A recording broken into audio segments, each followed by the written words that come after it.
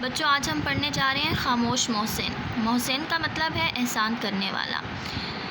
اس میں ایک یتیم بچے کے بارے میں بتایا جا رہا ہے کہ اس کا نام ہوتا ہے اللہ ڈنو، اور اس کے ماں باپ بچپن میں انتقال کر جاتے ہیں۔ اسے اس کی نانی پال پوس کر بڑا کرتی ہیں۔ پال پوس کے بڑے کرنے کا مطلب ہے پرورش کرنا۔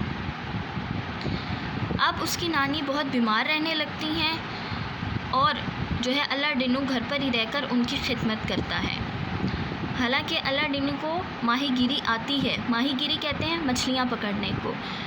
ماہی گیری آتی ہے، لیکن وہ نانی کو گھر پر بیمار چھوڑ کر نہیں جاتا، اور وہ مچھلیوں کا جال بنتا ہے گھر پر ہی بیٹھ کر، اور اس کو بیچ کر جو ہے گھر کا خرچ چلاتا ہے۔ اللہ ڈنو کی جو جھونپڑی ہوتی ہے وہ سمندر کے پاس ہوتی ہے، ایک چٹان کے اوپر، اور اس چٹان کے پاس جو ہوتے ہیں 15-20 چھوٹی چھوٹی جھونپڑیاں ہوتی ہیں جو کہ چٹان سے نیچے ہوتی ہیں۔ اس بستی میں غریب لوگوں کی جھونپڑیاں ہوتی ہیں۔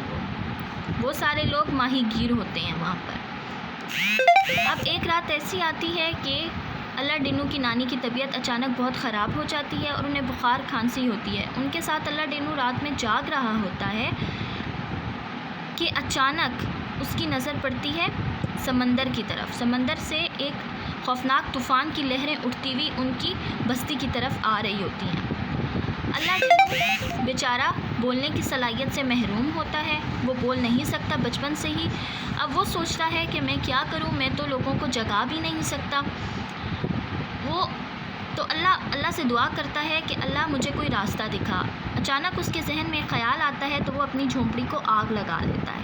جھونپڑی کو آگ لگے دیکھ کر جو بستی کے لوگ ہوتے ہیں وہ جاگ جاتے ہیں اور فوراً اس کی جھونپڑی کی طرف بھاگتے ہیں۔ جیسے ہی لوگ اس کی جھونپڑی کی طرف بھاگتے ہیں تو وہ اشارہ سمندر کی طرف انہیں کرتا ہے۔